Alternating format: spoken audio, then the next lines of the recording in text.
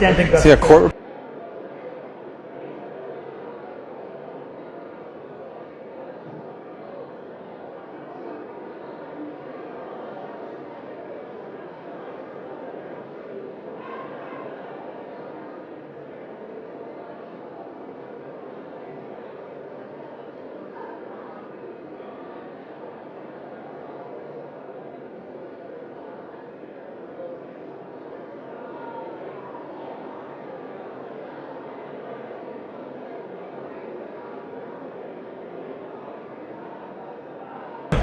See a court reporter? What's wrong?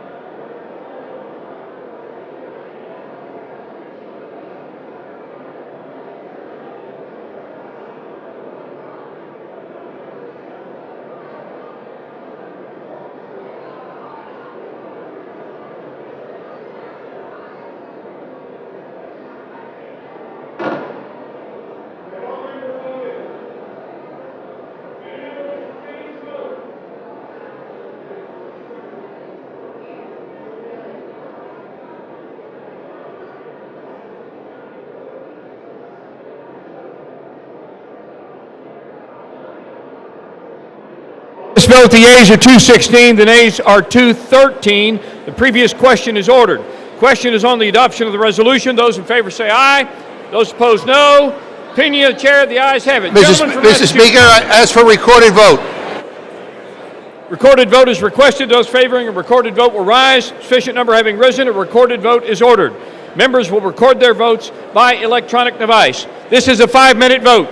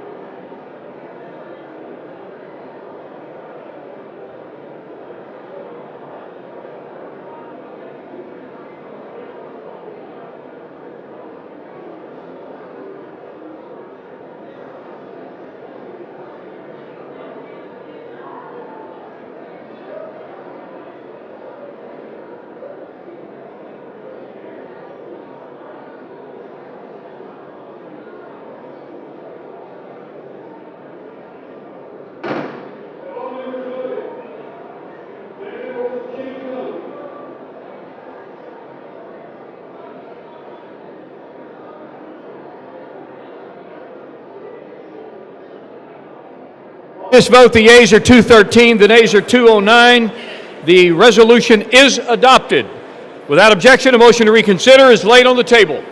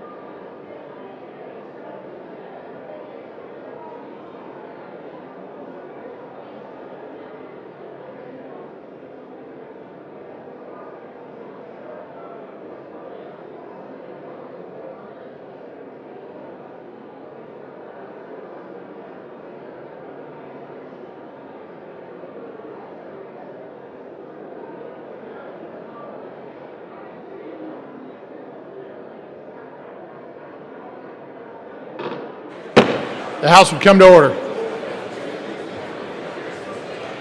For what purpose does the gentlelady from Washington seek recognition?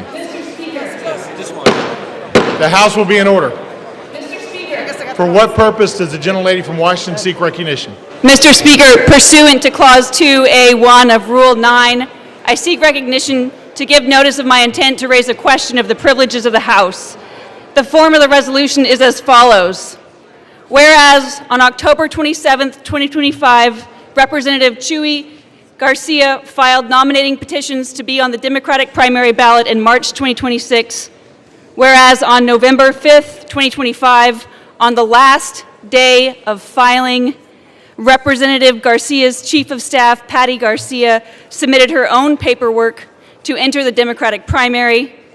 Whereas on November 6th, after the filing deadline, Representative Garcia confirmed that he would not be seeking another term in 2026 and would be withdrawing his nominating petitions. Whereas Representative Garcia's Chief of Staff was the only Democrat who filed to run in the primary at the direction of Representative Garcia, undermining the process of a free and fair election. Whereas Representative Garcia's actions are beneath the dignity of his office and incompatible with the spirit of the Constitution. Now, therefore, be it resolved that the House of Representatives disapproves of the behavior of the representative from Illinois, Mr. Garcia. Under Rule 9, a resolution offered from the floor by a member other than the majority leader or the minority leader as a question of the privileges of the House has immediate precedence only at a time designated by the chair within 2 legislative days after the resolution is properly noticed. Pending that designation, the form of the resolution noticed by the gentlelady from Washington will appear in the record at this point. The chair will not at this point determine whether the resolution constitutes a question of privilege. That determination will be made at a time designated for consideration of the resolution.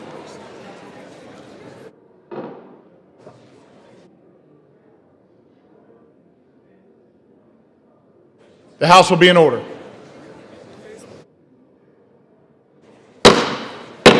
Members are instructed to clear the well.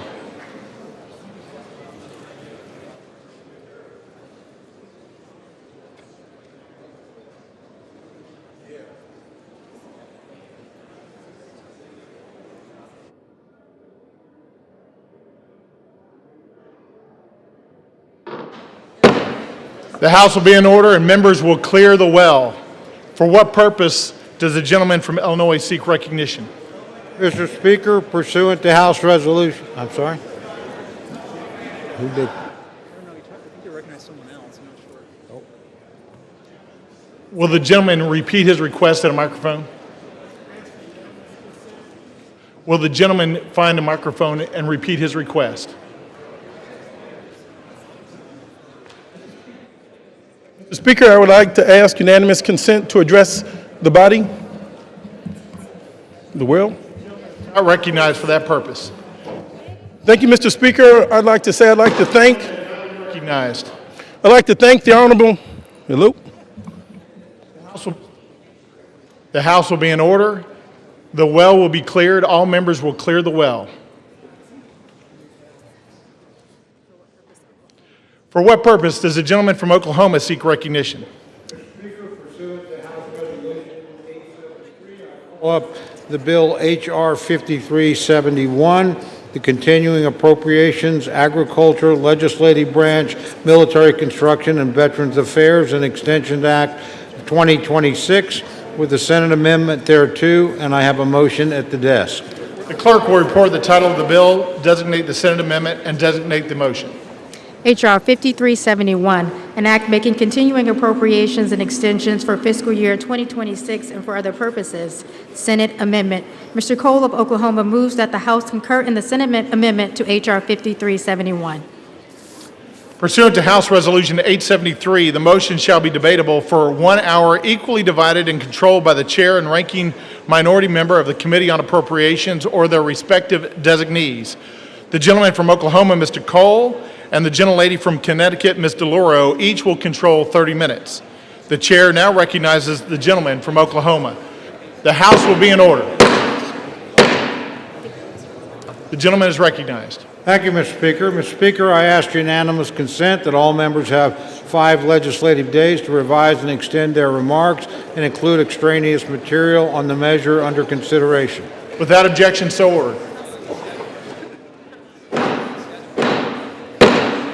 The House will be in order. All members are instructed to take their conversations outside.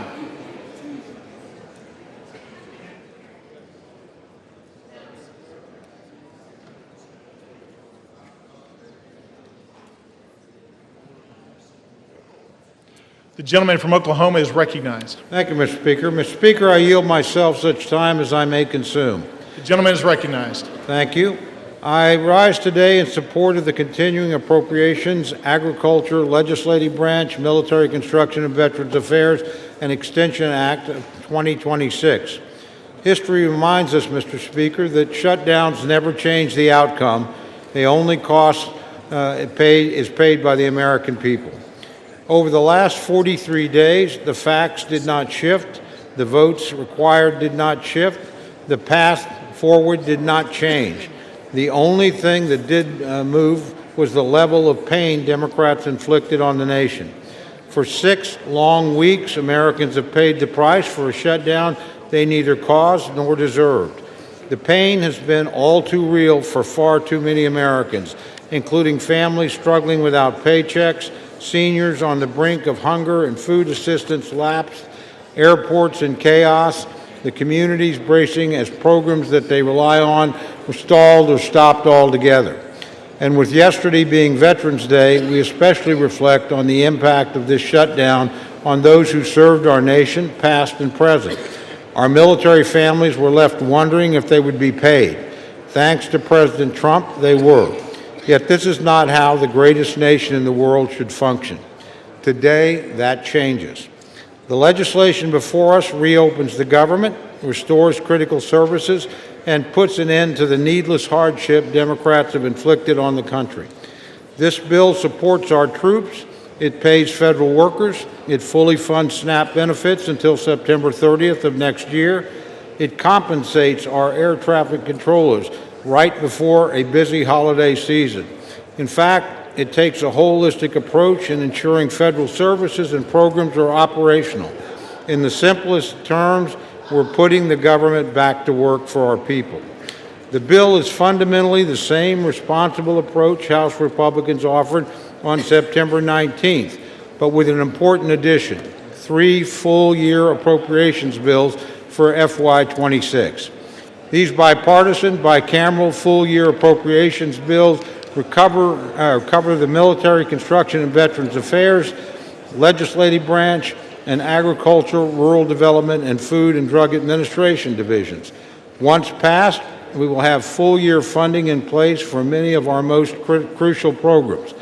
Military construction needs will be met for a full year, as will medical programs for our nation's veterans. The legislative branch will be properly resourced, including critical funding enhancements for the Capitol Police and for member security. And agriculture, food, and nutrition programs like WIC and SNAP will be fully funded to help vulnerable people in need. Importantly, this legislation delivers member-driven community project funding in both the military construction and agricultural division, which will direct resources back into the hands of the communities we represent. This was a top priority for the Appropriations Committee, and we achieved it while holding overall spending levels in check. It's responsible appropriations progress like this that causes me to reflect on an important message to our friends in the Democratic leadership.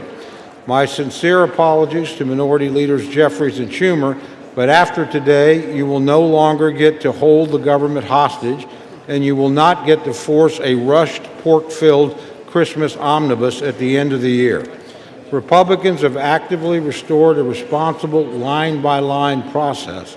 Over the next few months, we will continue this work and efforts through regular order. This Article 1 advancement is an accomplishment that every member of this chamber can be proud of, regardless of party. Yet some still need to decide what they stand for today. So to my colleagues on the other side of the aisle, do you want the leverage or do you want to legislate? Do you treat Americans as collateral damage or as constituents? And do you answer to your caucus or your country? For Republicans, the answer has been clear for the last 43 days. We have and we will continue to put Americans first. Democrats can join us. They have an opportunity to make the responsible choice to reopen our government and pass 3 official full-year appropriations bills. 8 Senate Democrats saw reason and did exactly that. I hope House Democrats do the same. True courage is taking responsible action for the nation, even when politics makes it inconvenient. Let's reopen the government and get back to work. With that, Mr. Speaker, I reserve the balance of my time. The gentleman from Oklahoma reserves. The gentlelady from Connecticut is recognized. Thank you, Mr. Speaker. The House is not in order. Thank you. House will be in order. Thank you very much, Mr. Speaker. I yield myself 7 minutes. The gentlelady is recognized. I rise in opposition to this bill that does nothing, not one thing, to address the Republican health care crisis amid a cost of living crisis. More than 20 million Americans will have to pay double, even triple their monthly insurance premiums in just a matter of weeks. And this bill leaves families without even a glimmer of hope that their costs might go down. Energy prices are up, grocery prices are up, housing costs are up. When 2/3 of American workers are living paycheck to paycheck, you can understand why the most important issue on their minds is affordability. What does President Trump say? And I quote, affordability is a con job, end quote. How out of touch can you be? Mr. President, start to listen to the American people, not your millionaire, billionaire friends. President Trump and my Republican colleagues refuse to address this issue. They continue to avoid it. They were so intent on avoiding it that they shut down the government instead of dealing with it. Speaker Johnson has indicated that he will not deal with it. He has shown no interest in holding a vote on extending the health care subsidies, which would prevent monthly costs from soaring. Republicans have tried to say they will deal with this problem their own way, but they have no plan. They are trying to repeal the Affordable Care Act, as they have been trying to do unsuccessfully for 15 years. However, they are poised to succeed, which is why it is so important for this continuing resolution to fail. President Trump and Republicans, their plan is to drive up prices for everybody, compounding the cost of living crisis. More than 2 million Americans are expected to lose their health insurance next year because it has simply become too expensive. There are more than 50 pages of health care provisions in this bill. Not one of them stops costs from skyrocketing at the beginning of next year. Not one of them offers relief to American families being squeezed tighter and tighter by the Republican crisis. There is one group of people, however, who will receive some relief thanks to this bill. United States senators who may have participated in an insurrection, snuck into this bill at the 11th hour by Senate Republicans, is a provision to pay out at least $1 million each to 8 United States senators implicated in the January 6th insurrection. Understand, this is a corrupt precedent. This is where members can profit from their own votes. It's the fleecing of the American people, which they get and understand. At the same time, this bill excludes a provision that will order a plaque to be hung that honors the police officers who put their lives on the line to defend our democracy from that same insurrection. What a contrast. It is yet another instance of this administration's shameless corruption that is financially ruining American families. While there is $230 million for the president to pay himself from the Department of Justice, $8 million for some of his closest Senate allies, $200 million for a pair of private jets for the Department of Homeland Security Secretary, $40 billion to Argentina, the American people are left with nothing but higher costs. This bill also fails to fully cover the Toxic Exposure Fund, which was created to support veterans exposed to burn pits and Agent Orange.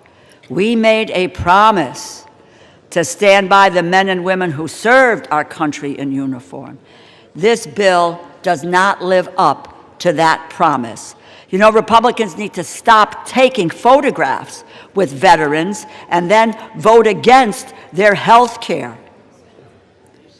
Those who lead in the appropriations process here believe in the constitutional power of the purse. And over the past month, President Trump has been firing federal workers en masse. And when his administration has failed there, they have made life so miserable for federal workers that they had no choice but to leave. Federal workers should be, and I quote, traumatically affected. Those are the words of the Office of Management and Budget Director, Russ Vought, an unelected bureaucrat. The federal workforce has dwindled by 200,000 since January, jeopardizing the public services that so many people rely on. Spare us your false concern. And since January, this administration has been stealing from our communities, withholding as much as $410 billion in funding approved by Democrats and Republicans, House, Senate, signed into law, and they are illegally blocking authorized funds from being distributed. Even now, as we debate this bill, the Trump administration is arguing to the Supreme Court that they should be allowed to withhold food stamp funding that Congress lawfully approved. They were ordered by 3 separate courts to distribute food assistance and are still fighting to withhold it. It is not connected to opening this government. They have the money. They have it now for food stamps. They just refuse to use it. Imagine using food as a political weapon, unspeakable and immoral. It seems like their only plan is to strip children of food assistance while kicking their parents off their health insurance. They have demonstrated that that is who they are. These are their true colors.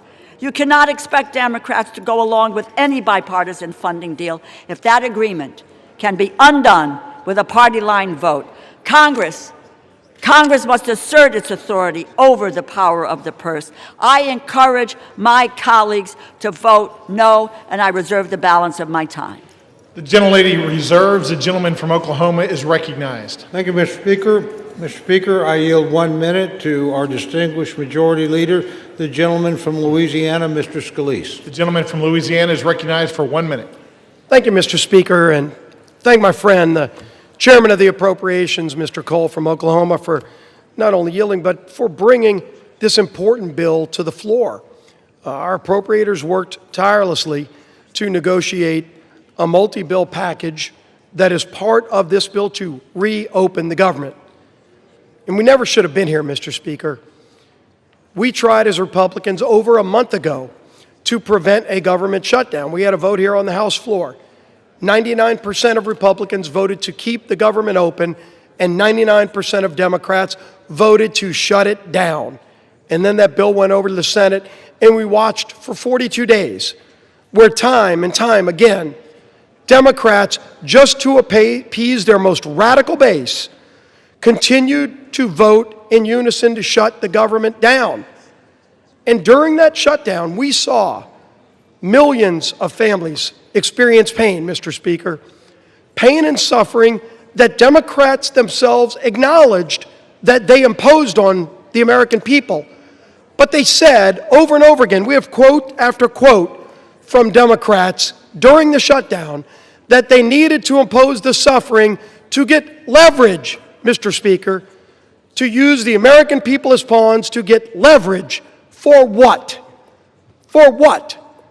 They ultimately filed an alternative bill, a $1.5 trillion mad spending spree that included things like $200 billion of taxpayer funding for illegals to get taxpayer benefits, while they gutted the $50 billion rural health care fund that we put in place in the Working Families Tax Cut.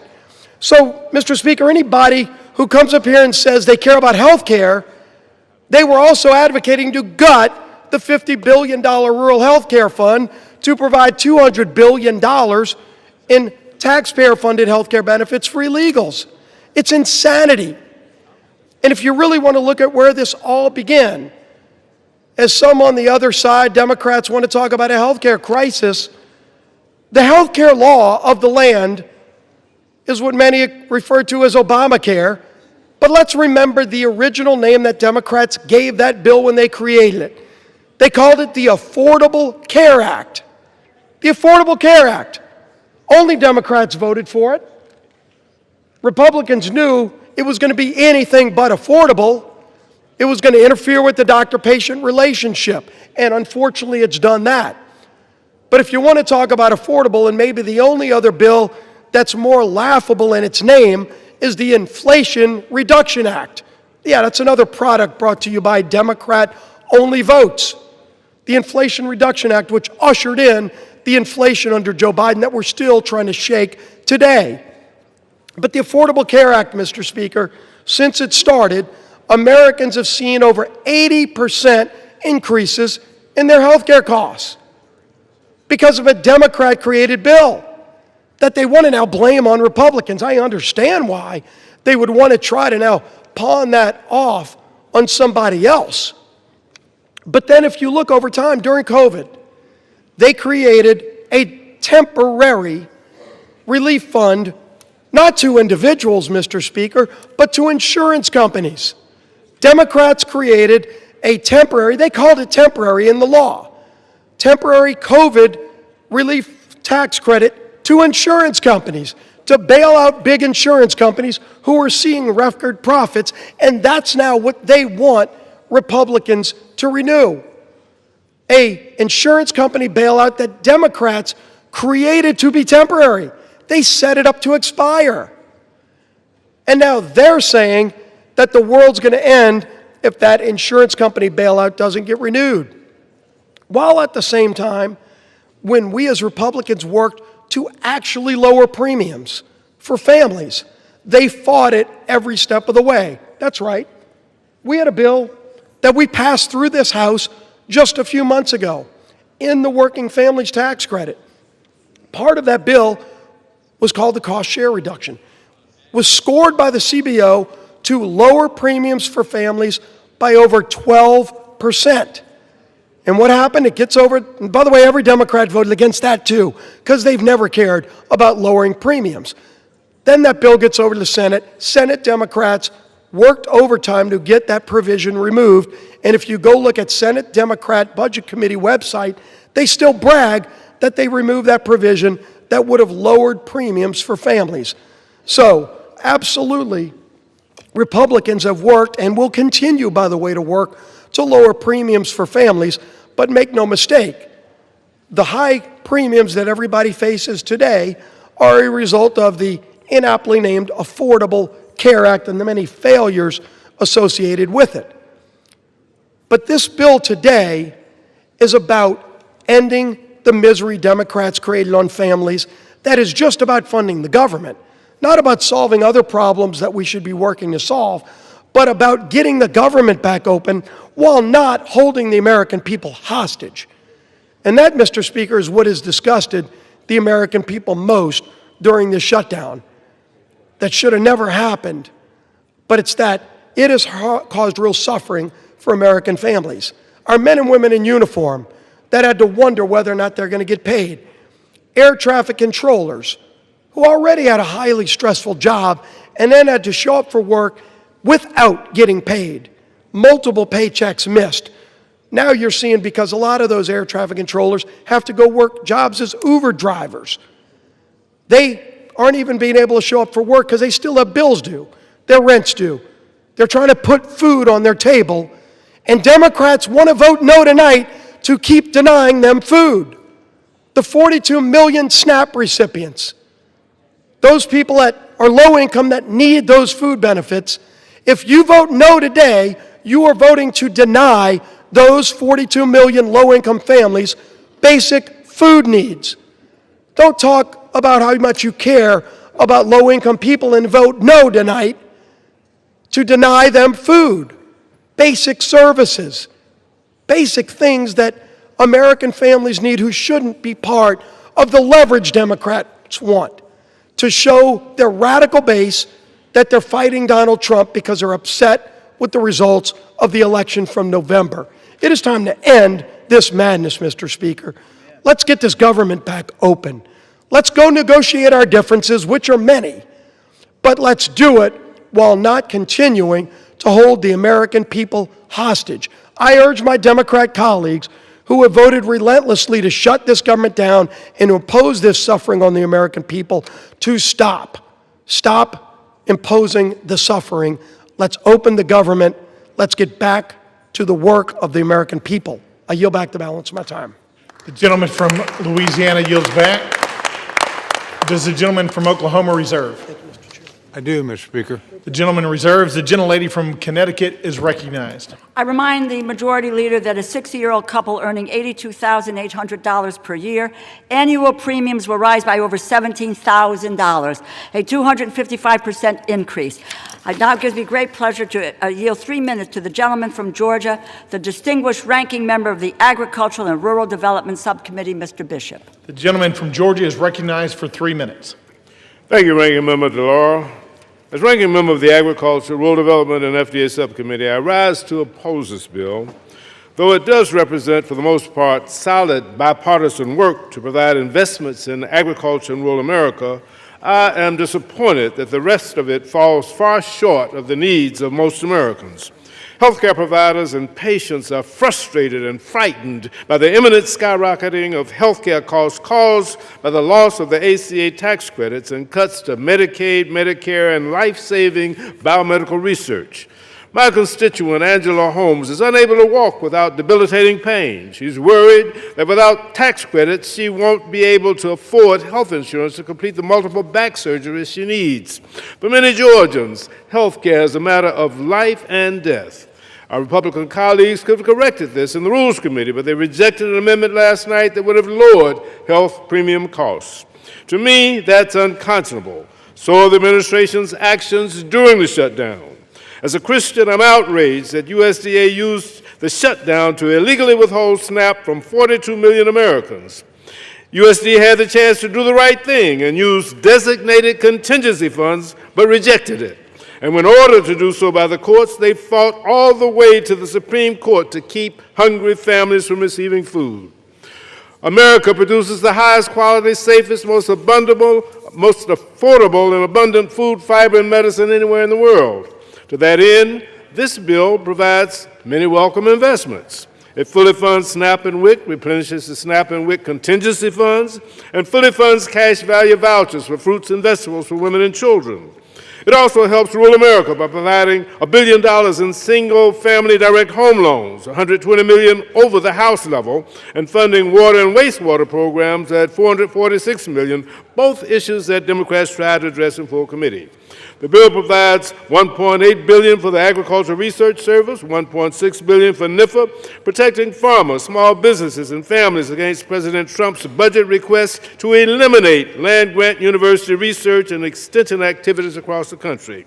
I'm pleased to see that the bill language requires USDA to notify Congress before canceling grants over $1 million. The agricultural portion of this bill does make positive steps in the right direction. The bill discards many of the harmful policy riders, which in the House bill, yet it does not go far enough to negate House language falsely questioning the safety of mifepristone and encouraging FDA to explore liability protections for certain infant formula manufacturers, over which the agency has absolutely no jurisdiction. And while the overall funding package may reopen the government for a month or two, this bill does not address the breach of trust this administration has demonstrated since January. They fail to follow the law, and we cannot trust that they will even execute this bill if we vote on it today. The gentleman's time has expired. They have 15 seconds. 15 seconds. The gentleman is recognized for an additional 15 seconds.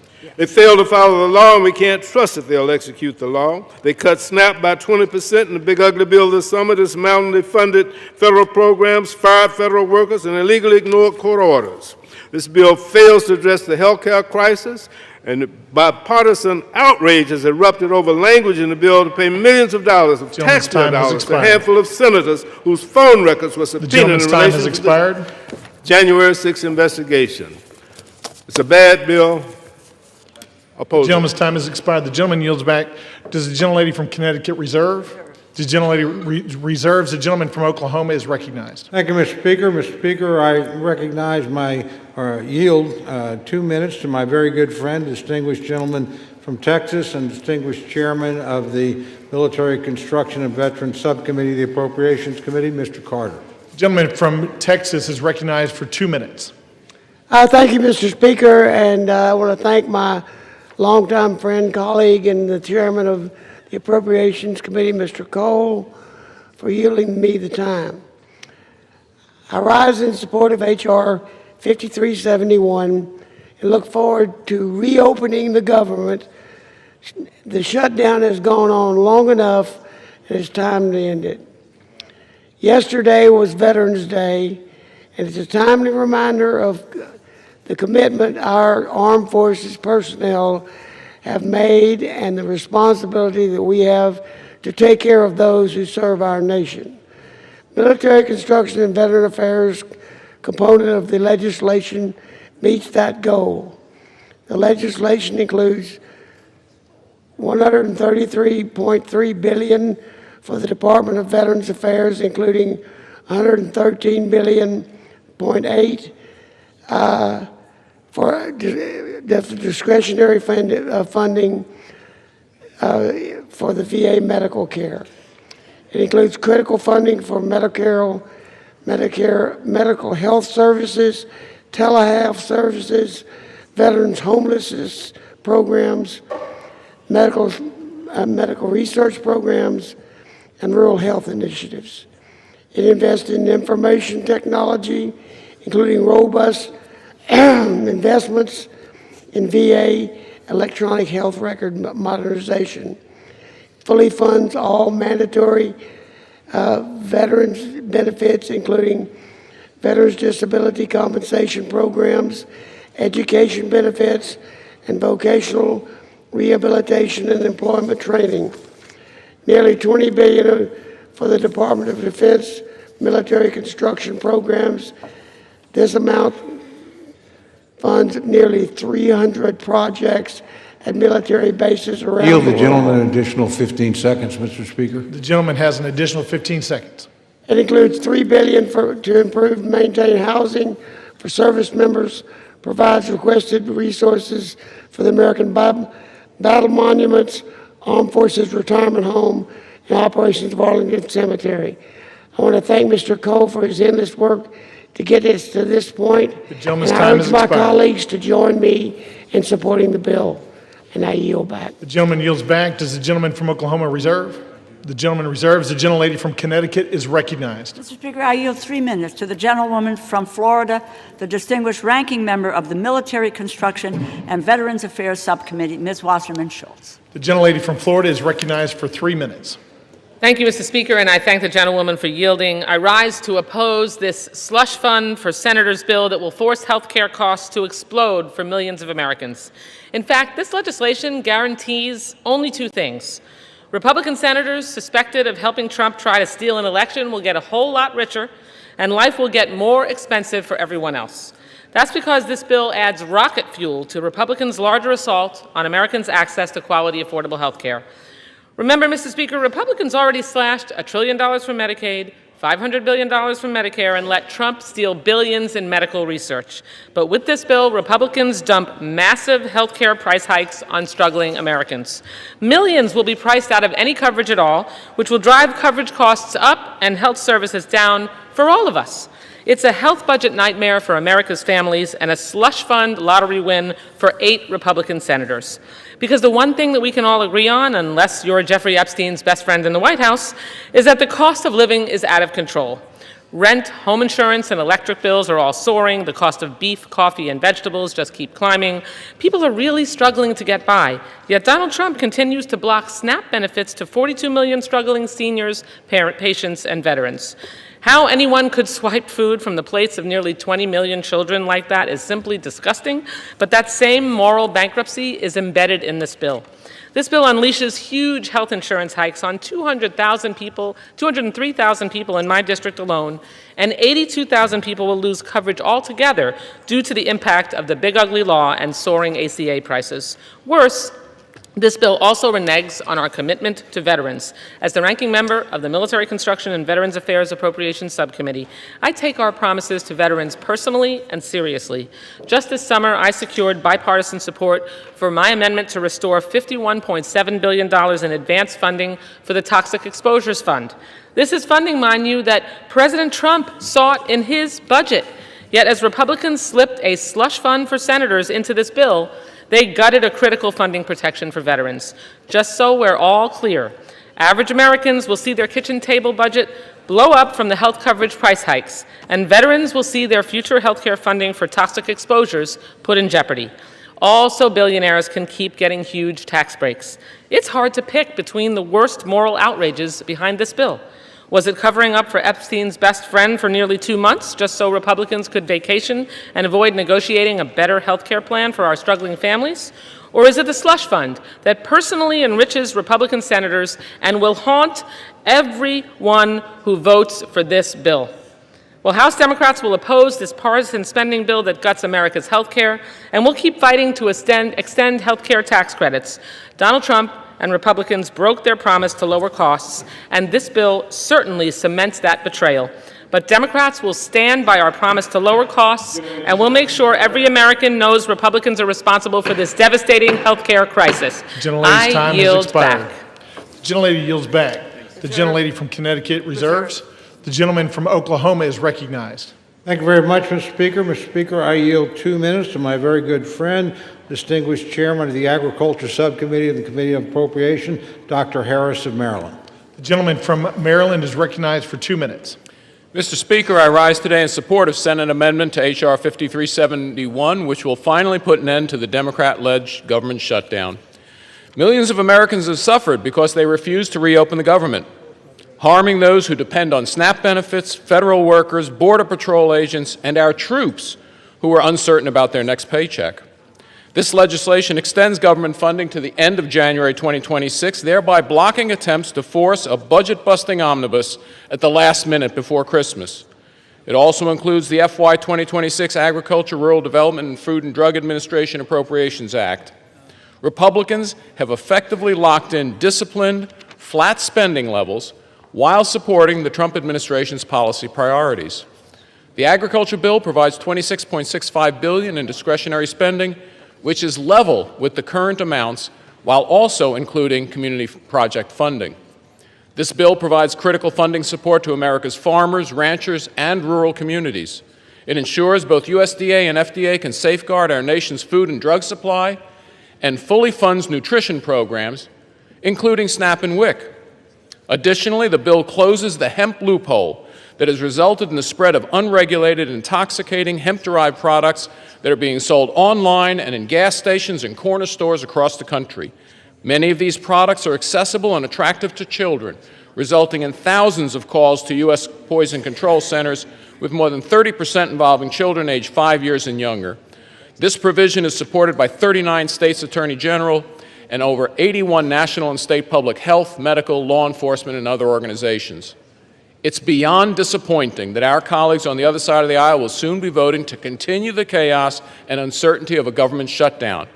But this is what responsible Republican government looks like. We stared down the radical Democrats' outrageous budget-busting demands and held the line for hardworking American taxpayers. I want to thank Appropriations Chairman Cole for his leadership, strongly encourage my colleagues to support this legislation. Mr. Chair, I yield back time. The gentleman from Maryland yields back. Does the gentleman from Oklahoma reserve? I do. The gentleman reserves. The gentlelady from Connecticut is recognized. Mr. Speaker, I yield 3 minutes to the gentleman from New York, the distinguished ranking member of the Legislative Branch Subcommittee, Mr. Espaillat. The gentleman from New York is recognized for 3 minutes. Thank you, Mr. Speaker. I rise today in strong opposition to the Senate's amendment to H.R. 5371 because once again, the Senate has put other interests ahead of those of the American people. Today's backroom deal does nothing to stop 20 million Americans that will see their health care premiums double or triple. And it does absolutely nothing to stop provisions in the reconciliation package that will strip 50 million people of the Medicaid coverage. These cuts will have a resounding impact for individuals and the healthcare industry and economy as a whole. Safety net hospitals like Montefiore in my district and federally funded clinics like Borinque in East Harlem face having to eliminate services or completely close. Families, seniors, and children who go to these clinics and hospitals cannot afford to lose health care coverage. On top of that, Mr. Speaker, the legislative branch bill, which was done unilaterally not with the consultation of both sides. It was done on its own, in the Senate, in the dark, in cahoots with a bunch of people, includes a provision that will line the pockets of 8 senators that we know of by allowing them to sue the government for millions of dollars if the Department of Justice subpoenas their phone records or seeks a lawful non-disclosure order. While families in my district are stretching every single dollar just to pay for food and rent, senators want a personal payout if law enforcement dares to hold them accountable. At every turn of this shutdown and fight for health care access, Republicans and the Trump administration have tried to inflict suffering as much as possible. For weeks, the administration held food stamps hostage. And even when some states comply with a court ruling to release full benefits, the president demanded that they be clawed back. Even when governors stepped up and said, we don't want people to go hungry, they ran to court, Mr. Speaker, to take $6.20 away from poor people. Who does that? Explain that to me. Who takes $6.20 away from a single mom or a hungry senior? That's the state of America today. Unbelievable. And here we are to vote on this. I will be casting my vote as a no. In fact, it will be a hell no tonight. The gentleman from New York yields back. The gentlelady from Connecticut reserves. The gentleman from Oklahoma is recognized. Thank you, Mr. Speaker. Mr. Speaker, I yield 2 minutes to my very good friend, the distinguished gentlelady from Michigan and chairman of the House Republican Conference, Ms. McClain. The gentlelady from Michigan is recognized for 2 minutes. Thank you, Mr. Chairman, and thank you, Mr. Speaker. And God, I love the compassion and the passion on the other side of the aisle. You know, we're worried about taking money out of families. Well, you know what? Y'all can do the right thing and vote yes. If not, you're the ones that are taking money from needy families, not us, because yes means yes, we want to feed the families. We want to have SNAP programs. No means we don't fund those programs. See how simple that is? But keep on with the rhetoric. I mean, it's cute, but the American people don't buy it. So, I mean, listen, for the past 40 days, Democrats have inflicted needless pain on hardworking Americans. They stranded millions of travelers. They denied food assistance for hungry families. And how did they do that? When you vote no to continue funding, that means you deny food stamps for hungry families. No means no, you don't want to pay them. Yes, like the Republicans vote, that means yes, we do want to pay them. So, you know, they left our troops wondering when they'd get their next paycheck. And for what, Mr. Speaker? To use the American people as leverage. Don't take my word for it, take theirs. Leverage for more wasteful Washington spending. Spending that no one other than the radical left ever wanted. And to remind the American people, they wanted $1.5 trillion of their hard-earned tax dollars. But what did they get in return? They got nothing.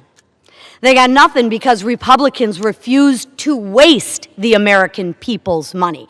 Not a dime for their radical climate change, not a dollar for tax-funded benefits for illegals, and not one single concession to their radical far-left base. Millions of Americans whose lives were upended by the Democratic shutdown will remember this. Yield the gentlelady an additional 30 seconds. Thank you. The gentlelady is recognized for an additional 30 seconds. Thank you. The American people will remember who held them hostage for petty political reasons and who fought to put America first. So now that this shameful charade is over, House Republicans will continue our work on behalf of the American people. We will restore regular order to the appropriations process. We will continue to fulfill the mandate of the American people, and we will keep delivering results for American people, because that's what we're here to do for, not to play politics. So with that, Mr. Speaker, I yield. Thank you. The gentlelady from Michigan yields back. The gentleman from Oklahoma reserves. Before we move on, members are advised to direct their comments to the chair and not to engage in personalities. The gentlelady from Connecticut is recognized. Thank you, Mr. Speaker. I have the greatest honor, really, to yield time, 2 minutes time, to the gentlewoman from California, the distinguished Speaker Emerita, Ms. Pelosi, and I might add, probably the epitome of the best speaker that this nation has ever had, in addition to which millions of Americans have health care coverage through the Affordable Care Act because of Speaker Pelosi, and she's also Italian-American. Thank you. I yield. And a grandmother. The gentlelady from California is recognized. Thank you, Mr. Speaker. I thank the gentlewoman for yielding, Madam Chair, and once and future Chair of the Appropriations Committee, and thank her for her leadership and her kind words. I take heed, Mr. Speaker, of your comment to address my remarks to you and not to your colleagues. So I can say to you, and perhaps you can tell them, either they don't know what they're talking about or they don't care about meeting the needs of the American people. Did any one of them vote? Did any one of them vote to eliminate a need for a pre-existing condition in health care? Not one of them. Did any one of them vote to say if your children get to be 26, until they're 26 years old, they have access to your policy? Not one of them. Did any of them vote to eliminate bring a woman as being a pre-existing medical condition? Not one of them. The list goes on and on. Do any one of them vote for the Affordable Care Act, which, Mr. Speaker, you can tell them, was paid for? And then later, when we decided that we could extend the tax credits further so more people could have more access to care, did anyone vote for that? No. So all they have done is try to eliminate access to health care in our country. The public is catching on to them. You might tell them if a woman is born with a child that has a heart condition, she's out of luck with what they are proposing. If a father gets a stroke, forget about it. If you have a sibling with a disability, they don't care. And if your wife has breast cancer, you've got big bills to pay because they want to take away health care, whether it's Medicaid to tens of millions of people, $500 billion from Medicare for seniors and people with disabilities, millions of dollars added to the cost for families for access to the Affordable Care Act. The list goes on and on. Either they don't know or they don't care. I'll say one more thing as a grandmother and a mother. How about the President of the United States on Halloween night having a Halloween party? And saying to the Supreme Court, please don't make me feed the children or the poor people in our country. Going to the Supreme Court for that means cruelty is not even comes close to the word that is needed for that kind of behavior. The worst president for children America has ever seen. I yield back. The gentlelady from California yields back. The gentlelady from Connecticut reserves. The gentleman from Oklahoma is recognized. Thank you, Mr. Speaker. Mr. Speaker, I yield 2 minutes to my very good friend, distinguished gentleman from West Virginia and member of the Legislative Branch Subcommittee of the Committee of Appropriations, Mr. Moore. The gentleman from West Virginia is recognized for 2 minutes. Thank you, Mr. Speaker. I rise today to support the Senate amendment to H.R. 5371, which includes full funding for the legislative branch. I'm honored to serve as the vice chairman of the Legislative Branch Subcommittee, and I'm grateful to Chairman Valadao for his leadership on that committee. It has been a long road to bring this bill to the floor, a road that was made significantly longer by totally unnecessary Schumer shutdown that we've been living in. The bill before us not only reopens the entire government, but ensures that the House and its supporting agencies remain working for the American people. The bill invests in safety and security. It increases funding for the Capitol Police, provides support for security programs through the House Sergeant at Arms, and is tough on foreign adversaries, including language I wrote, preventing the purchase of technology tied to the Chinese Communist Party. I want to thank Chairman Cole for his leadership and Ranking Member Espaillat and our subcommittee members and their staff and our staff and their work. And I urge my colleagues to vote yes. I yield back. The gentleman from West Virginia yields back. The gentleman from Oklahoma reserves. The gentlelady from Connecticut is recognized. Mr. Speaker, I yield 1 minute to the gentlewoman from Ohio, the distinguished ranking member of the Energy and Water Subcommittee, Ms. Capter.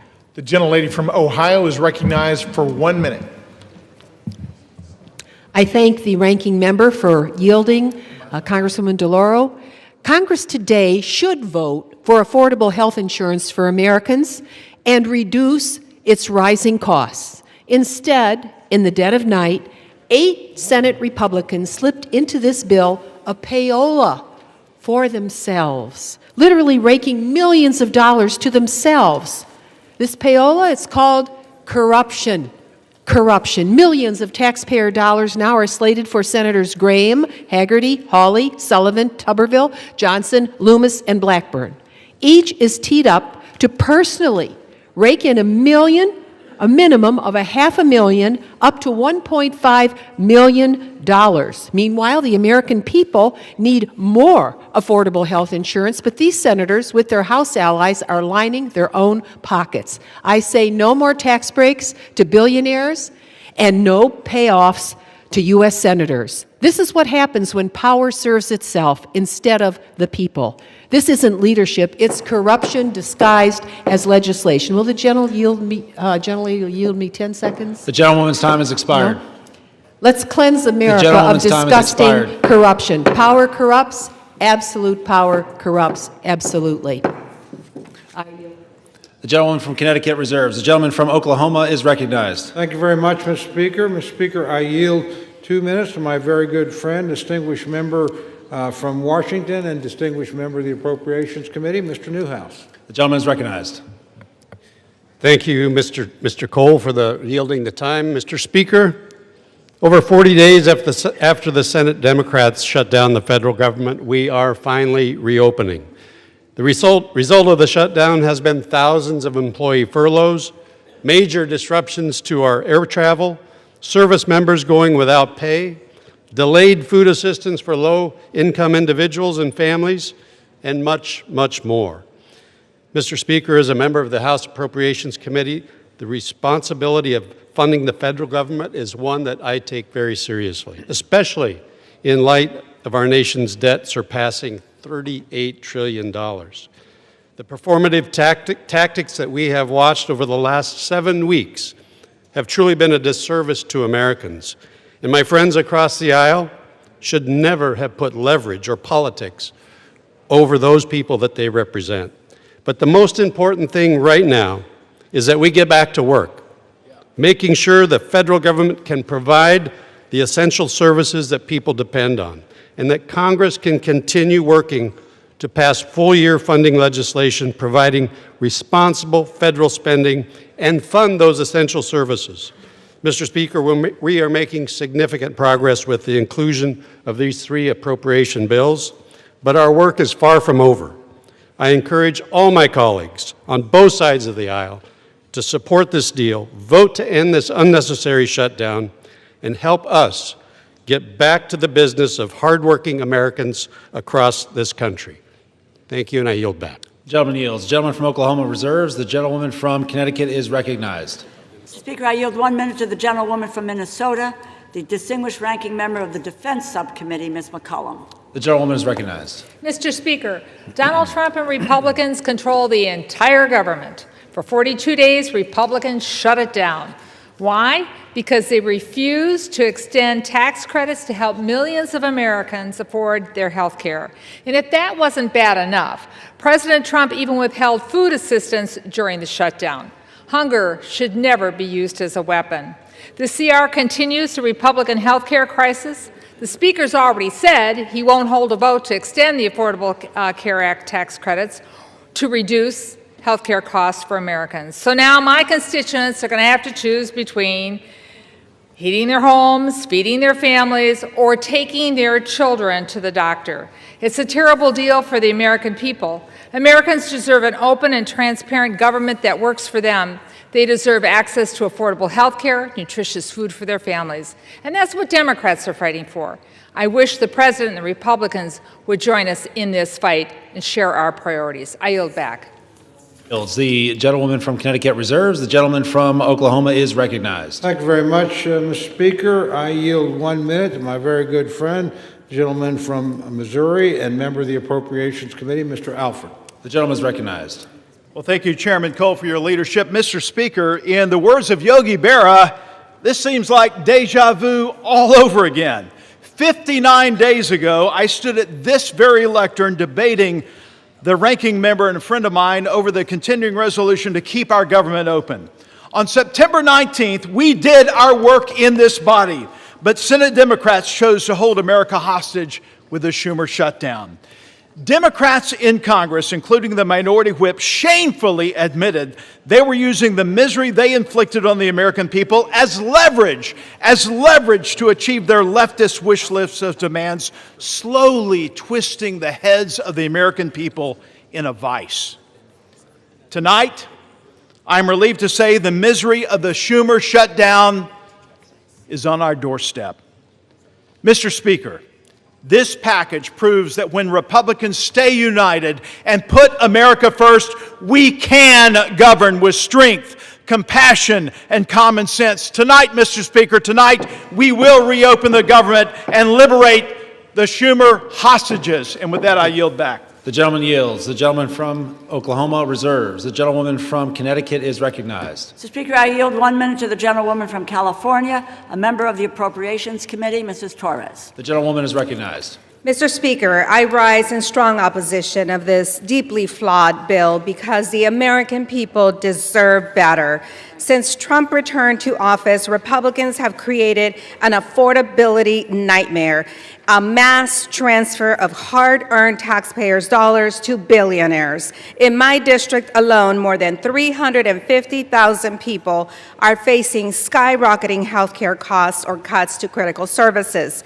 Republicans shut down the government instead of finding bipartisan solutions to keep care affordable and took a 7-week paid hiatus, during doubling health care costs for working families, cutting off food assistance right before Thanksgiving, and letting Trump spend his holidays pardoning insurrectionists, enriching billionaires, cozying up to dictators, and building himself a new ballroom, all while taking food away from families in need. And now Senate Republicans want to reward themselves with a taxpayer-funded handout. Shameful, shameful, shameful. House Republicans should be here doing their jobs, not making life harder for working families. I urge a no vote.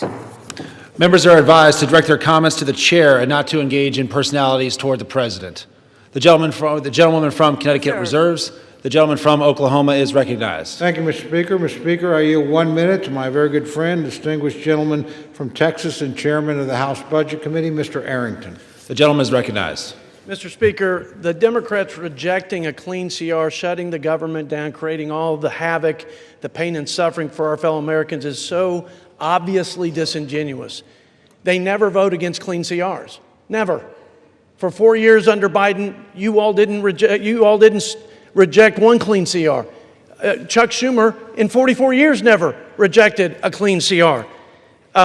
So, Mr. Speaker, what's it about? They say policy. They put forward a proposal, Mr. Chairman. They said it's about health care for illegals. They repeal work requirements for able-bodied adults. That's an 80-20 issue in this country. They put forward a spending bill of $1.5 trillion. That's twice the discretionary budget. Mr. Chairman, they'd be spending more money than we've ever spent outside of COVID. That's their counter-proposal. It's not only disingenuous, it's unserious. So what's it about? It's about politics. It's about resisting and fighting and undermining Donald Trump. But here's the deal. They're not fighting and resisting Donald Trump. They're undermining the will of the American people that gave Trump the presidency. Yield the gentleman an additional 15 seconds. The gentleman is recognized. They undermined the will of the people who overwhelmingly elected President Trump and gave him the mandate of the America First agenda. So you're not resisting us. You're posturing and placating the radical left. And you are holding back what the American people wanted, and that was a new direction for this country. I yield back. Members are reminded to please direct their comments only to the chair. The gentleman from Oklahoma reserves. The gentlewoman from Connecticut is recognized. Mr. Speaker, I yield 1 minute to the gentleman from New Jersey, the distinguished ranking member of the Energy and Commerce Committee, Mr. Pallone. The gentleman is recognized. Thank you, Mr. Speaker. I want my colleagues to understand that when the Affordable Care Act was adopted for middle-class people who could not afford health insurance. They had no other option. They had nowhere to go. You just would end up without health insurance. I have constituents coming to me now crying because their insurance is going from $500 a month to $1,500 a month. That's an increase of $1,000 a month. Who can afford that? No one in the middle class. At the end of 2024 last year, during a Democratic administration, the number of insured Americans was at a record high of about 95%. Democrats worked for that. Then Trump comes in, the Republicans come in with their big ugly bill, and they make cuts to Medicaid, cuts to hospitals and nursing homes, and no funding to extend the ACA tax credits. So what's going to happen? More and more people will have no health insurance. That's the bottom line. They will not have health insurance, and the Republicans don't seem to care. But I want you to know that the Democrats care and will continue to fight for you. The gentleman yields. The gentlewoman from Connecticut reserves. The gentleman from Oklahoma is recognized. Thank you, Mr. Speaker. Speaker, I yield 1 minute to the distinguished gentleman from Guam, my very good friend, Mr. Moylan. The gentleman is recognized. Thank you to my friend from Oklahoma. Mr. Speaker, Guam is home to 3,372 federal employees, more than 43,000 SNAP recipients, and over 9,000 WIC recipients, and more than 20,000 veterans, all of whom have been impacted by this shutdown. If we continue to put politics over our country, my constituents will continue to suffer. Simply put, this gets us back on track, ensures funding for those who need it is in place, and turns the lights back on. This bill ensures that families receive the assistance they need, veterans have access to care, and our island is reimbursed for the sacrifice we made to keep federal programs running during this difficult time. I urge my colleagues to support this bill and to deliver for American people. The time for deliberation is when the government is open and people have the assistance they need. I reserve. The gentleman yields. The gentleman from Oklahoma reserves. The gentlewoman from Connecticut is recognized. Mr. Speaker, I yield 1 minute to the gentleman from Massachusetts, the distinguished ranking member of the Ways and Means Committee, Mr. Neal. The gentleman is recognized. Thank the gentlelady. Mr. Speaker, the destruction that is taking place in America's healthcare system during these 10 months is unbelievable. They've eviscerated the National Institutes of Health. They've cut back on the Centers for Disease Control, billions of dollars from Medicaid for a tax cut for the wealthy. Wait till you see what's coming to America's hospitals after the next election.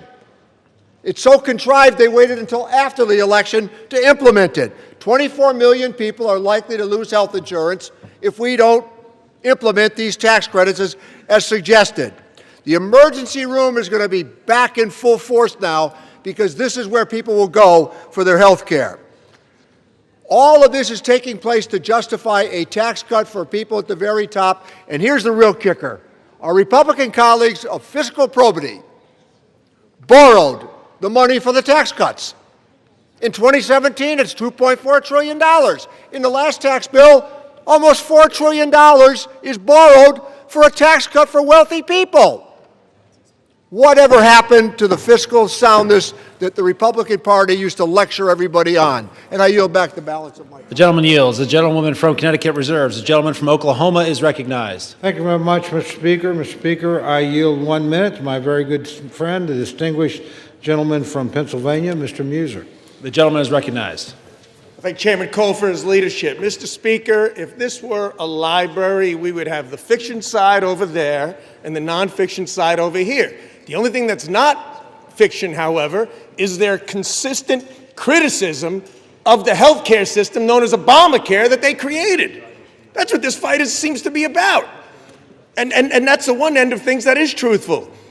Today, Mr. Speaker, after 6 weeks of no pain, or excuse me, lots of pain and no gain, they're going to vote again to keep the government closed. They're going to vote again. They're whipping their votes so they would not be paying federal workers. They won't be funding essential programs like SNAP and undo the chaos at our airports. Okay, I spent the last 43 days in my district talking with these groups, talking with SNAP, talking with Head Start, seeing their pain, realizing it, understanding it. Some of my colleagues did the same, but shockingly, They're still going to vote to keep the government closed and keep this funding from being delivered. It's time to fix the damage the Democrats have caused. With this vote tonight, Republicans will restore SNAP payments. We'll get TSA and air traffic control. Yield the gentleman an additional 15 seconds. And you know what, thank you, Chairman. And you know what, Mr. Speaker? Yesterday was Veterans Day. Veterans didn't fight for the red. They didn't fight for the blue. They fought for the red, white, and blue. Maybe tonight we can follow their example. I yield back. The gentleman yields. The gentleman from Oklahoma reserves. The gentlewoman from Connecticut is recognized. Mr. Speaker, I yield 1 minute to the gentlewoman from Washington, Ms. Del Bene. The gentlewoman is recognized. Thank you, Mr. Speaker. This bill fails to address the fundamental needs of families across our country. Americans have made it crystal clear that affordability is their #1 concern. President Trump and Republicans promised to lower costs on day one, and that's been one big broken promise. Healthcare premiums are skyrocketing because Republicans refuse to extend the ACA tax credits, causing healthcare costs to go up for everyone. Over 4 million people will be forced off their coverage next year because it's too expensive. This is on top of soaring prices for food, energy, and housing. It's unacceptable for the wealthiest nation in the world. Republicans who say they support affordable health care should be standing up for their constituents rather than following in line behind President Trump. I'm going to keep fighting for affordable health care and lower costs. The American people deserve better. I yield back. The gentlewoman yields. The gentlewoman from Connecticut reserves. The gentleman from Oklahoma is recognized. Thank you very much, Mr. Speaker. Mr. Speaker, I yield 90 seconds to my very good friend, the distinguished gentleman from Texas, Mr. Gooden. The gentleman is recognized. Thank you, Mr. Speaker. Throughout this sham and shame of a shutdown, we've heard so many lies from the Democrats. And over the last 45 days, and especially the last 45 minutes, I've heard them say this is an evil bill. Republicans don't care about the disabled. Trump is the worst president in history for children. They've said that Republicans are to blame for the fentanyl crisis. Republicans shouldn't take photos with veterans. January 6th, of course they mentioned that. Republicans are corrupt, and they've said that Republicans are starving kids. What they haven't said is the one thing that this bill does, which is open up the government. Not one Democrat is getting up here saying this bill opens the government. So let me remind them and my colleagues and the American people, this bill opens the government tonight.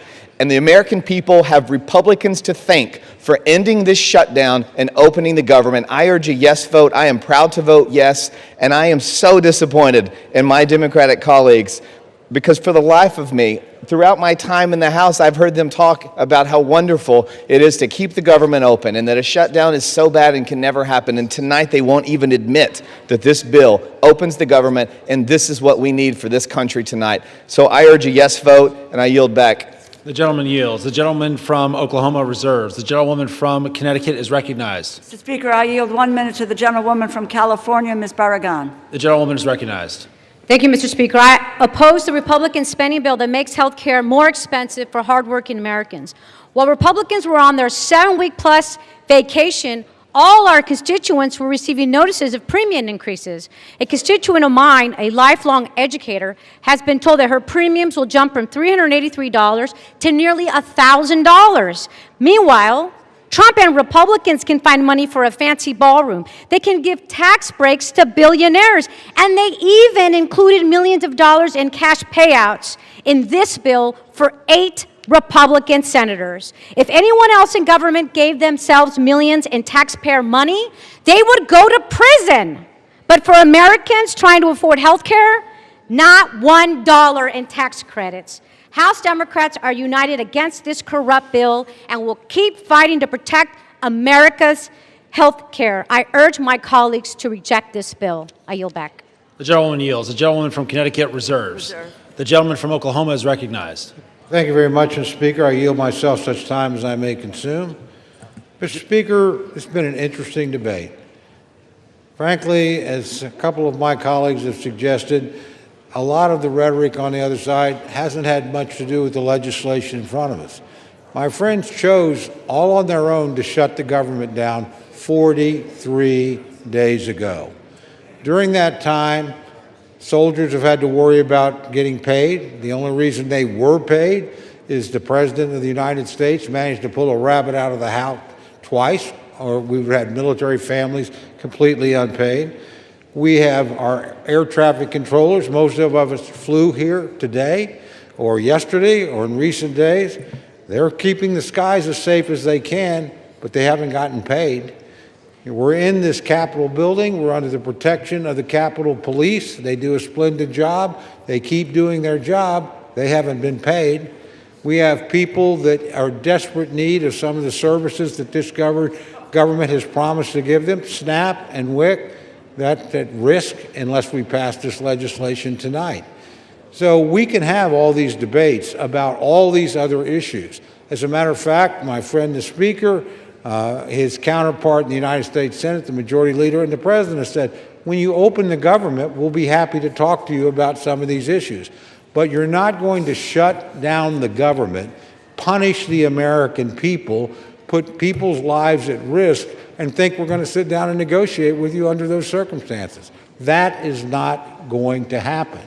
We told you 43 days ago, from bitter experience, government shutdowns don't work. They never achieve the objective that you announced. And guess what? You haven't achieved that objective yet, and you're not going to. We did the same thing twice, so I'm not saying that we've got clean hands over here. You guys did it on DACA, didn't work here, not going to work here. Only people that have suffered have been the American people, the people that we're all here to serve. So let's keep the focus on getting the government back open. I would also add, and I appreciate this very much, there have been robust discussions back and forth, and we have 3 appropriations bills attached to this. They're appropriations bills that do important things. The Ag bill will make sure that people that rely on WIC and SNAP don't have to worry about another government shutdown between now and September 30th of next year. The Ledge Branch bill will make sure that the Capitol Police and everybody else at staff that allow this chamber to function don't have to worry about not getting paid until September 30th of next year. And obviously, military construction and, more importantly, veterans rely on benefits commitments we have made. Passage of this bill makes sure that those commitments will be fulfilled between now and September 30th next year. And we buy the time to sit down and rationally and responsibly negotiate other appropriations bills that we can bring, I hope, in a bipartisan basis to this floor to keep the government open. So I would just ask my friends to reflect on that. I hope some of you feel the weight of that decision. I know you do. And I hope you can vote to keep the government open. There's no excuse to shut it down. The United States Senate operated to keep it open in a bipartisan fashion. Now, it took them a long time to do it, but they got there. Let's not follow that example. Let's follow when they finally got the job done, they sent us a product. It's not a perfect product. It's got some things in it I don't like. But frankly, if we kept the government open, we would have never been in this situation in the first place. So I would just ask my friends to remember their constituents. I know they think about them. I know they're serious about the points they make. Reopen the government. Raise your issues. Let's see if we can come to a negotiated settlement. But let's not punish the American people. A no vote on this, again, means soldiers and military families don't get paid.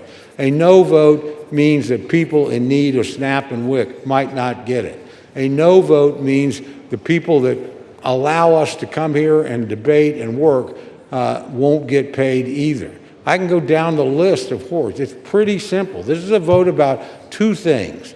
Opening the government of the United States, which you willfully tried to shut down, fortunately did not succeed in that in this chamber, but some of your colleagues, using arcane Senate rules, did manage to do it, but finally came to their senses. You ought to pay attention to those people. They said, enough is enough. Let's reopen the government. I would urge my colleagues to do that today, and I hope it's done in a bipartisan way. With that, I reserve the balance of my time, Mr. Speaker. The gentleman reserves, and members are reminded to direct their remarks only to the chair. The gentlewoman from Connecticut is recognized.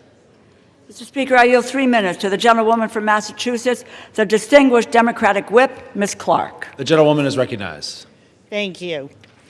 Donald Trump said the cost of living crisis is fake news, A con job by the Democrats.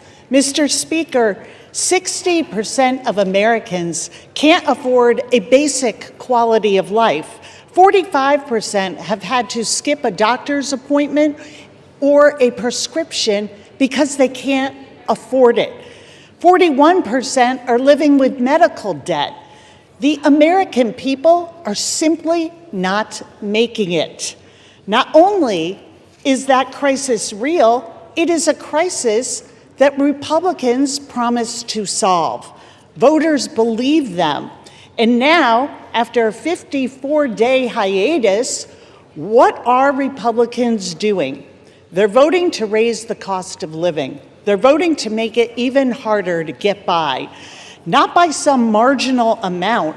They are doubling, tripling, and quadrupling monthly premiums. And what's the defense? They are looking people in the eye and flat out gaslighting them. Costs aren't up, costs are down. Trump says, I don't want to hear about the affordability. Well, get used to hearing about it.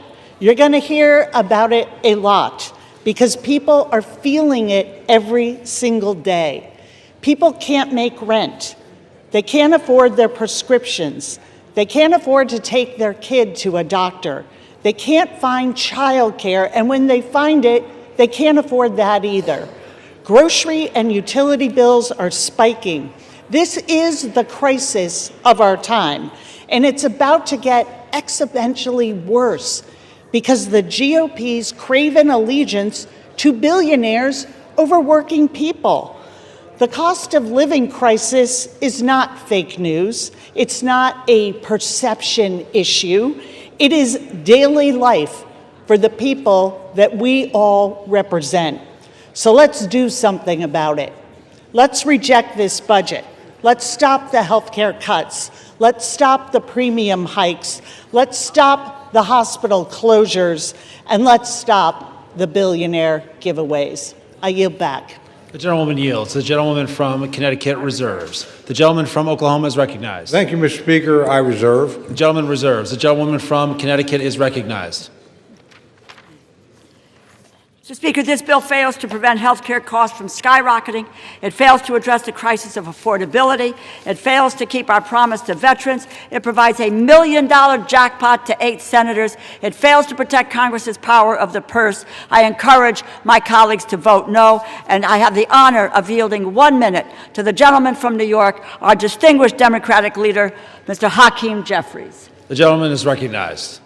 Thank you, Mr. Speaker, and I thank the distinguished gentlelady, the top Democrat on the House Appropriations Committee, for yielding and for her steadfast leadership on behalf of working families, hard-working American taxpayers in the great state of Connecticut and all across America. Mr. Speaker, I rise today in strong opposition to this woefully inadequate spending bill that fails to decisively address the Republican health care crisis and fails to extend the Affordable Care Act tax credits for tens of millions of Americans. Mr. Speaker, before I say anything further, let me say to our men and women in uniform, to our active duty troops, to our hardworking federal employees, to our civil servants, to our TSA agents, to our Capitol Police, to our staff here in the House of Representatives, to our air traffic controllers, thank you for your service. Thank you for your sacrifice. Thank you for the work that you do on behalf of the American people each and every day. And it's our promise to all of you that we will continue to work hard to make sure that you are treated with the dignity and respect that you deserve. In a year in which the Trump administration has gone after hardworking federal employees relentlessly, including firing more than 200,000 federal employees prior to the start of the Trump Republican shutdown. Republicans control the House, the Senate, and the presidency. Donald Trump and Republicans made the decision to shut the government down, the longest shutdown in American history. Would rather do that than provide health care that's affordable to working class Americans, middle class Americans, and hardworking American taxpayers. All across the country, I'm certain that there are people in America asking the question, where do we go from here? House Democrats have a simple answer. We will continue to fight to lower the high cost of living. House Democrats will continue to fight to address the health care crisis that Republicans have created. And House Democrats will continue to fight to extend the Affordable Care Act tax credits for tens of millions of Americans. This fight is not over. We're just getting started. We'll fight today. We'll fight tomorrow. We'll fight this week. We'll fight next week. We'll fight this month. We'll fight next month. We'll fight until we win this battle for the American people. That's our commitment as House Democrats. And there's only two ways that this fight will end. Only two ways, Mr. Speaker, that this fight will end. Either Republicans finally decide to extend the Affordable Care Act tax credits this year, or the American people will throw Republicans out of their jobs next year and end the speakership of Donald J. Trump once and for all. That's how this fight ends. Mr. Speaker, during this painful Trump-Republican shutdown, what we've seen is two different philosophies in terms of how to govern for the American people. The Democratic Party philosophy is clear. We are ready, willing, and able to find bipartisan common ground anytime, any place, to enact spending agreements that actually make life better for the American people. But in order to do that, we need to have partners on the other side of the aisle who are actually willing to find a bipartisan path forward. But what we've seen from Republicans from the very beginning of this presidency is a my way or the highway approach. That's been the Republican philosophy. Jam your extremism down the throats of the American people. That's what we've seen from day one of this presidency. That's the reason why the government has been shut down by Republicans and Donald Trump for the longest period of time in American history. What have we seen from Donald Trump and Republicans during this shutdown? A consistent unwillingness to actually find common ground in order to make life better for the American people. Donald Trump, during this shutdown, found the time to play golf week after week after week. Donald Trump found the time to pardon serial fraudsters like George Santos and Rudolph Giuliani. Donald Trump found the time to meet with the Chinese Communist Party. Donald Trump found the time to destroy the East Wing of the White House. Donald Trump found the time to extort $230 million from the Department of Justice so he could line his pockets. Donald Trump found the time to bail out Argentina with $40 billion. Donald Trump found the time to rip away SNAP benefits from 42 million Americans. Mr. Speaker, these extremists are not like us. They're not like us. They have zero interest in fighting hard to make life better for the American people. Their philosophy, my way or the highway, our response, get lost. We're going to continue to fight hard on behalf of the American people. In the midst of a health care crisis and a cost of living crisis that is very real, despite what Donald Trump, the leader of the Republican Party, has to say. He claims there is no affordability crisis in the United States of America. But why would anyone believe anything that Donald Trump or Republicans have to say on this issue? Because throughout 2024, before the election, Republicans in the House and in the Senate and Donald Trump on the campaign trail spent all of their time saying that costs were going to go down on day one. But costs haven't gone down. Republicans haven't done a damn thing to lower the high cost of living. Costs haven't gone down in this country. Costs have gone up. Inflation is on the way up. Housing costs out of control. Grocery costs, out of control. Electricity bills, out of control. Healthcare costs, skyrocketing, out of control.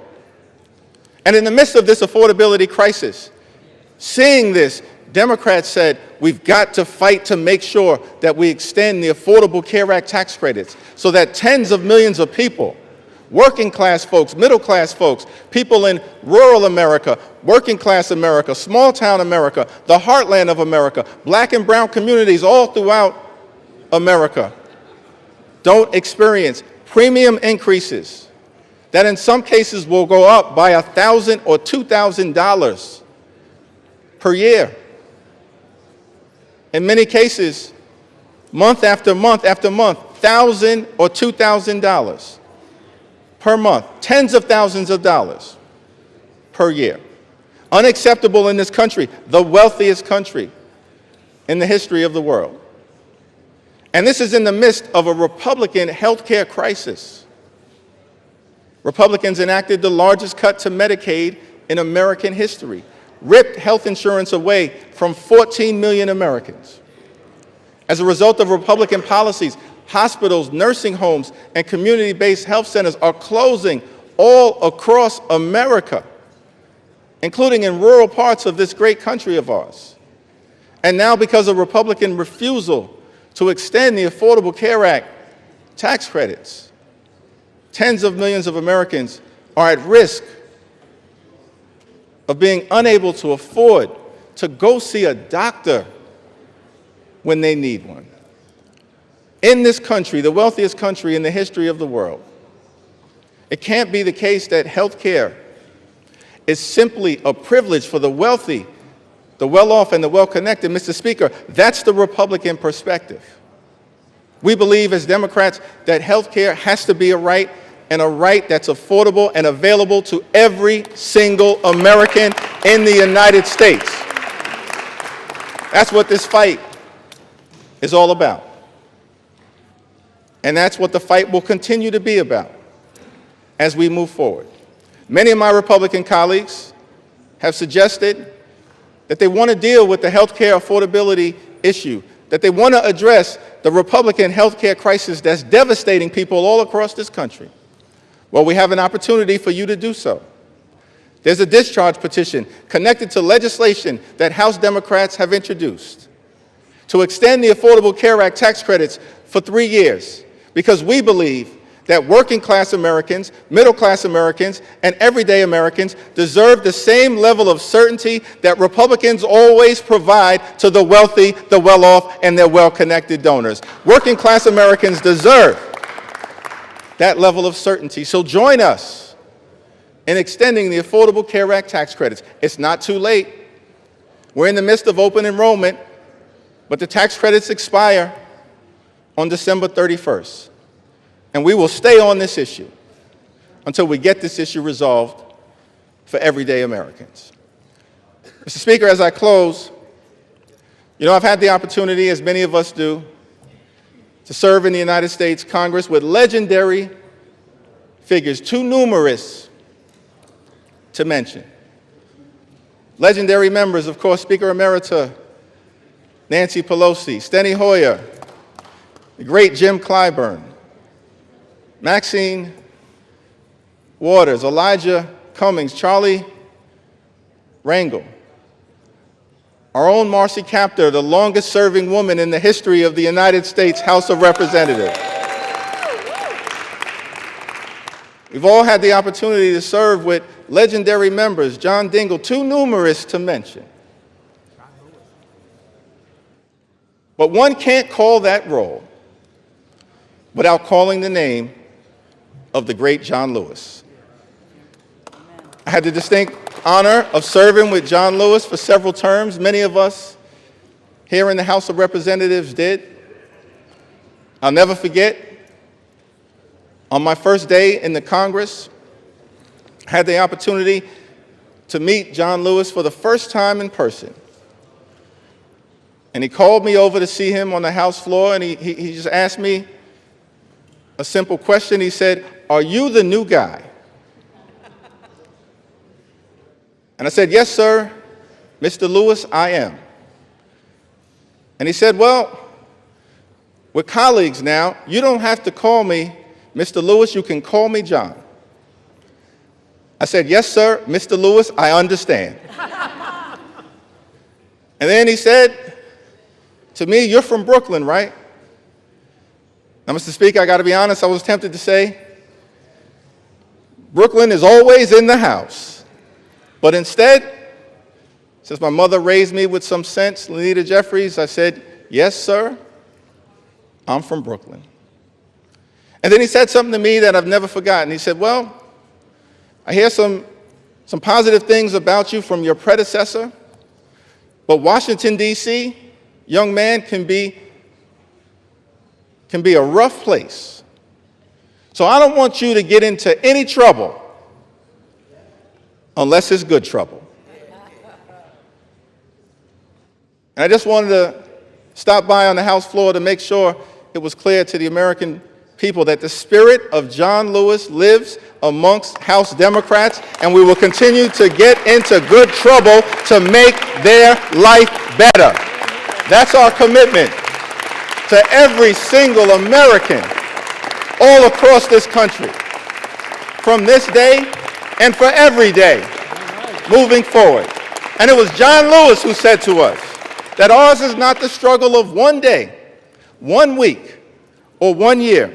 Ours is the struggle of a lifetime, and maybe even many lifetimes.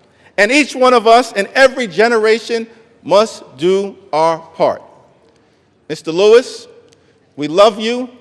We were blessed by our opportunity to serve with you, and House Democrats are here to do our part. We're in this fight until we win this fight for the American people. I yield back.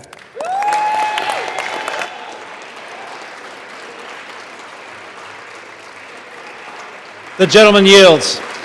Members are reminded to refrain from engaging in personalities towards the president. The gentlewoman from Connecticut has 30 seconds remaining and is recognized. I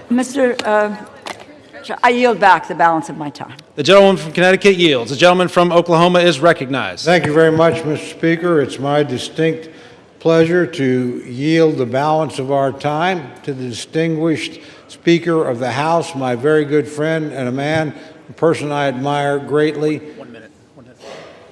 I'm actually just going to hold you to 1 minute, Mr. Okay. Speaker. My good friend, the gentleman from Louisiana, Speaker Mike Johnson. The gentleman from Louisiana is recognized. Thank you.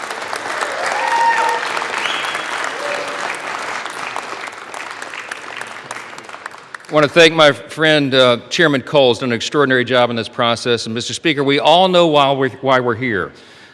House Democrats voted to shut the government down. It was 54 days ago when we had that vote, September 19th. And since that time, Senate Democrats have voted 14 times to close the government.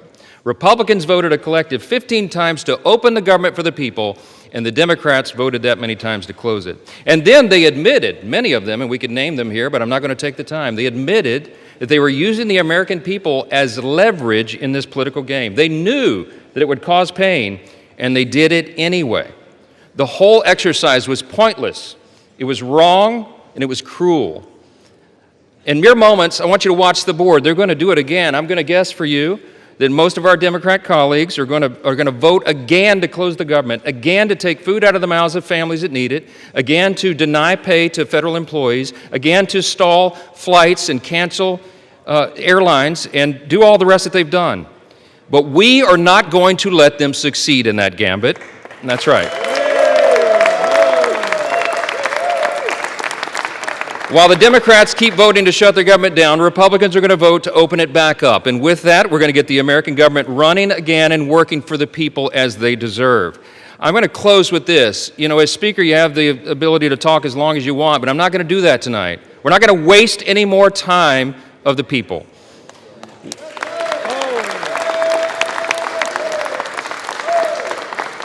I'm just going to say this. I think that everybody needs to remember this one simple thing.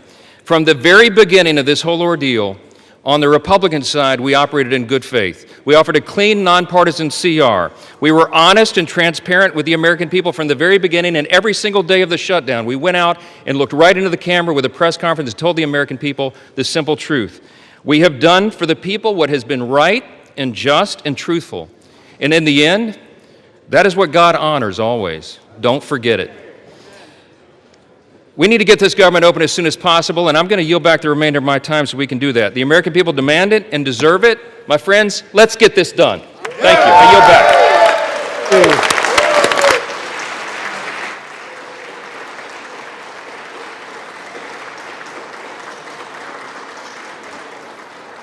Proud of you. The gentleman yields. The gentleman from Oklahoma has 3 minutes remaining and is recognized. I yield back the balance of my time. The gentleman yields. All time for debate has expired. Pursuant to House Resolution 873, the previous question is ordered. The question is on the motion by the gentleman from Oklahoma, Mr. Cole. All those in favor say aye. Aye. All those opposed say no. No. In the opinion of the chairs, the ayes have it. For what purpose does the gentleman from Connecticut stand? Mr. Speaker, I request the yeas and nays. The yeas and nays are requested. Those favoring a vote by the yeas and nays will rise. A sufficient number having risen, the yeas and nays are ordered. Members will record their votes by electronic device. This is a 15-minute vote.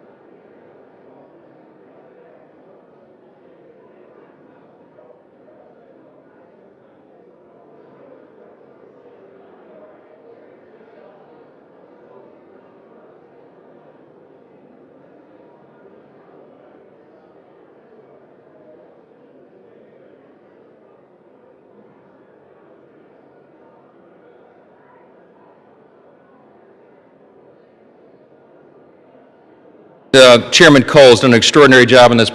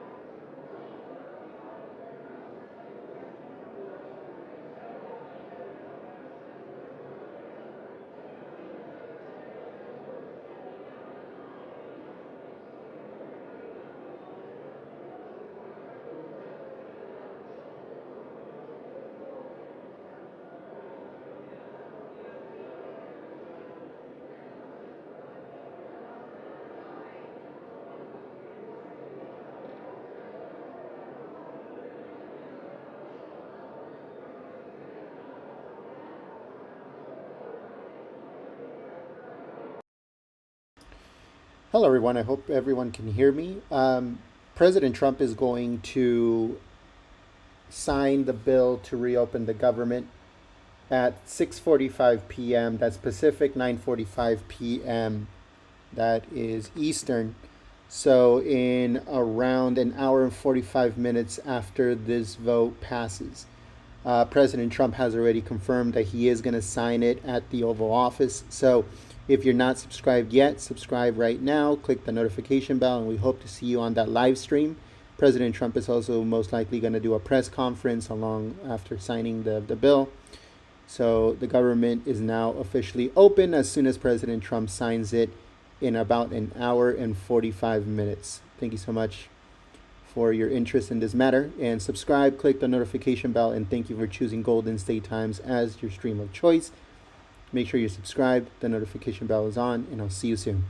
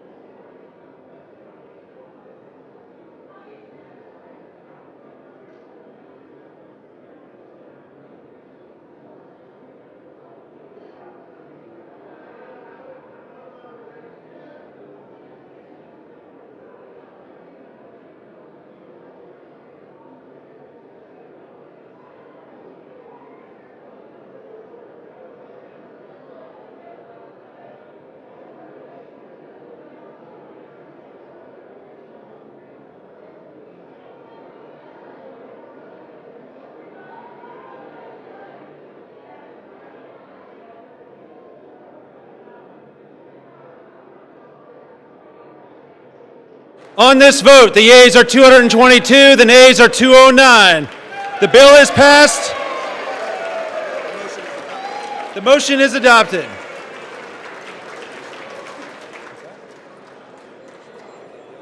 Without objection, the motion to reconsider is laid on the table.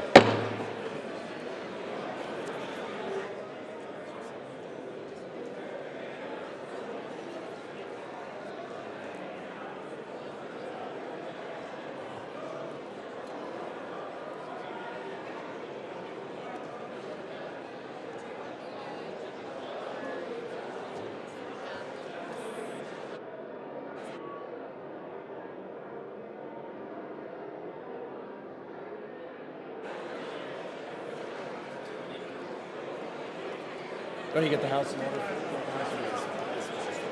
The chair lays before the House a communication. The Honorable the Speaker, House of Representatives, sir. I respectfully request to be relieved from assignments to the House Armed Services Committee and the House Select Committee on Competition between the United States and the Chinese Communist Party, effective immediately. It has been an honor and privilege to serve on these committees on behalf of my constituents and the American people. Signed sincerely, Mikey Sherrill, Member of Congress. Without objection, the resignation is accepted.